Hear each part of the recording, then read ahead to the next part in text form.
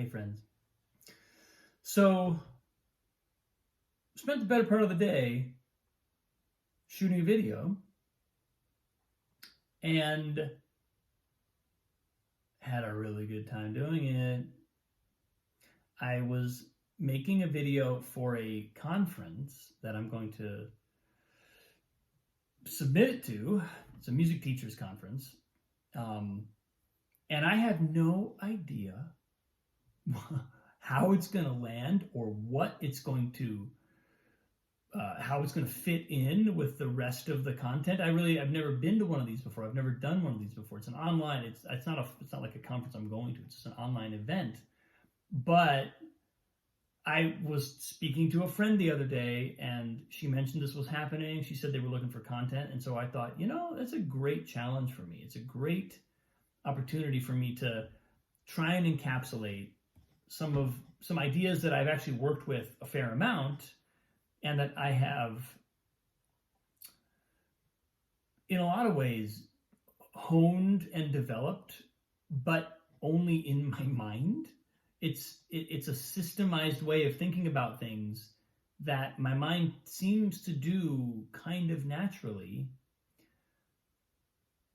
But if you don't write that down, if I don't, or make a video like I did today, where I actually sort of, I broke it down. I spent the better portion of Tuesday just doing that, just going from the text that I had, running it until I sort of got to where I felt like, okay, I've captured what I need to capture here, and then structured it enough that I could today sort of do rolled out recordings of it and have it actually feel right, hit the time frame right on the money, all that stuff. But what I noticed is that I just love the process. Even when it's just me, and it's so much fun to do this kind of work with collaborators. But even when it's just me and like a couple of iPhone cameras, I have a really good time. Because there's something about generating, there's something about iterating, the iterative process is just a blast. It's just a blast. It's kind of relentless. Like I end up not eating lunch. I'll just like start working and just cruise through the entire day. Or, and I remember this from doing theater work, musical theater work. There's a mode that I get into where I just kind of, it's like I get tunnel vision. I get totally drawn into the process and the project and the ideas. But it's pretty satisfying to feel that come together and to feel it sort of come out as something that was I think, relatively coherent, relatively well presented, and for the amount of time that I had, I'll see how people respond. I'll find out more once some folks have engaged with it. But it was all about teaching improvisation to classical musicians who may not have a background in improvisation. A lot of classical musicians do, but there's a sort of category of classical musicians who've never really improvised. And my argument is that even those musicians with zero experience of improvisation are most likely sitting on a wealth of information that can just be kind of unlocked and turned into generative information, a generative capacity to play music, to improvise, to make up your own musical part. And I sort of have a system, or at least, I don't know if it's a system or if it's just an approach that seems to work, where I break things down into simple enough component parts that you can manageably practice a couple things, and then you start to layer them, and before you know it, you're improvising. And that's very satisfying to me. I love watching people wake up to the latent capacities inherent in their own knowledge inherent in their own already existing skill set, suddenly something is unlocked and people can take a step. So it's been a really fun journey, and funny enough, I have to say there's always something kind of serendipitous happening when I go into phases like this, because at the same time I've also been attending some events at my daughter's school, which is a Montessori school. Like last night I went to a class called Montessori in the Home, and it's basically a 5-week, five sessions, 1 day a week, on Montessori philosophy, on the plane of development that Annalise is currently in. And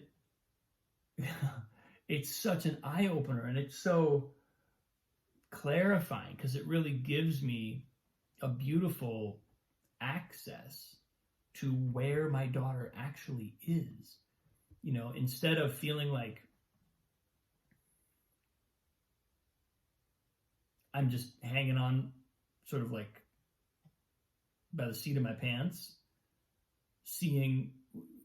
because the young people are like that, right? They're moving so fast, and there's so much going on for them, and their impressions and their moods, their emotions, their thoughts, everything is so urgent and not necessarily overwhelming, but it's impactful. All their experiences are creating a deep, deep impact. In fact, Montessori calls it the absorbent mind. They have what's called the absorbent mind, or what Maria Montessori called the absorbent mind, up to a certain age.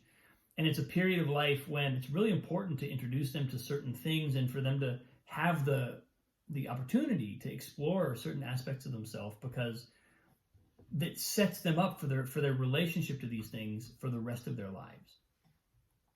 And so I've been really enjoying getting learning a little bit about that. But the other thing that I noticed happening last night is, by simply understanding a little bit more about the plane of development that Annalise is in, I get to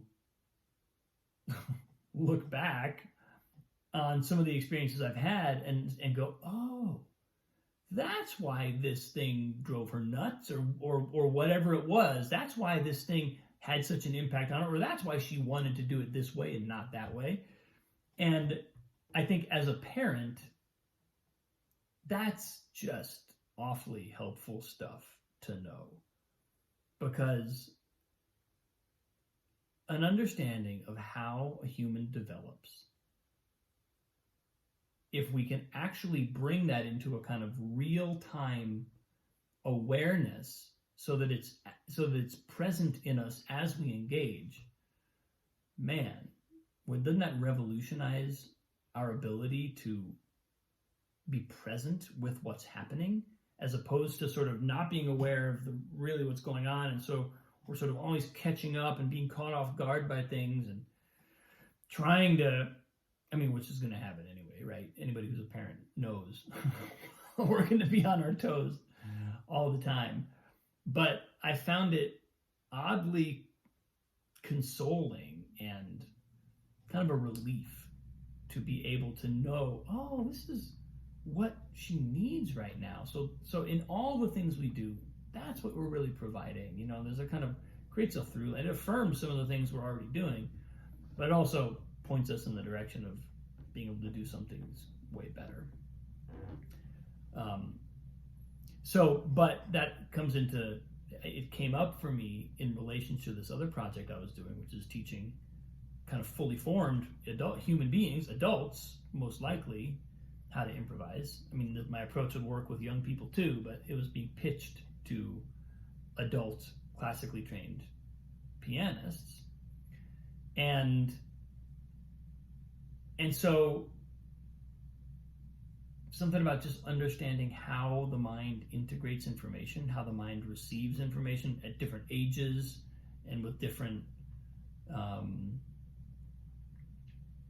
from kind of different points of view, has been helpful. I feel like this very nascent understanding of Montessori is also infusing the rest of my teaching work with everybody. So kind of a fun time, kind of a cool time. But that's where I am today, folks. Thanks for watching. Have a wonderful day. I will see you soon.